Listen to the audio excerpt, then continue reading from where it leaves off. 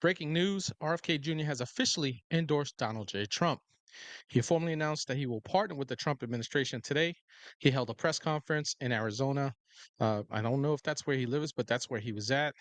He's in the same area as President Trump today. Trump is now in Glendale, Arizona. He was in Nevada earlier today, and he cited three reasons why he had to, okay, endorse President Trump. Now, you need to understand they don't align on a lot of things, but there are some things that they definitely do, and they have some crossover, like a Venn diagram that Kamala Harris likes so much. So you'll get to hear it in his own words. Got about a 1 minute video him speaking, and we'll get into it. Three great causes drove me to enter this race in the first place, primarily. And these are the principal causes that persuaded me to leave the Democratic Party and, and run as an independent. And now to throw my support to President Trump. The causes were free speech, the war in Ukraine, and the war on our children. We were the party of labor, of the working class. The Democrats were the party of government transparency and the champion of the environment. Our party was the bulwark against big money interests and corporate power. True to its name, it was the party of democracy. As you know, I left that party in October because it had departed so dramatically from the core values that I grew up with. It had become the party of war, censorship, corruption, big pharma, big tech, big ag, and big money. When it abandoned democracy by canceling the primary to conceal the cognitive decline of the sitting president. Well, there you have it. That's in his own words, people. Okay. Listen, RFK Jr. feels like he's definitely been slighted by the Democratic Party, by the establishment, uh, establishment Democrats and Republicans alike, essentially the government. And he's he's out for blood. Okay. RFK Jr. is not going to be one to sit around. I believe he probably made a deal with President Trump. And if Trump gets back in, there's probably going to be a cabinet position for him or some sort of government position. And Trump has been lining up a couple of different people right from the jump. He got Vivek Ramaswamy on board.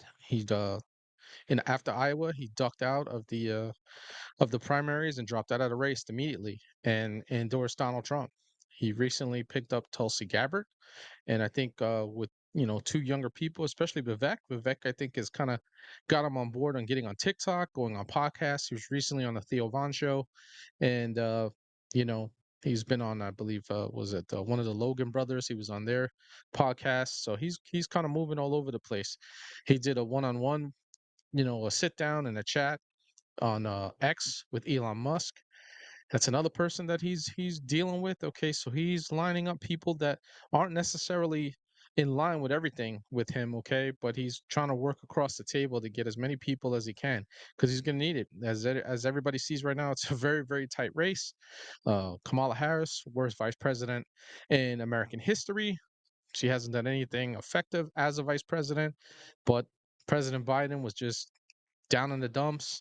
His cognitive decline was evident in the debate he had against Trump. Trump didn't even have to go after him or badger him or anything like that.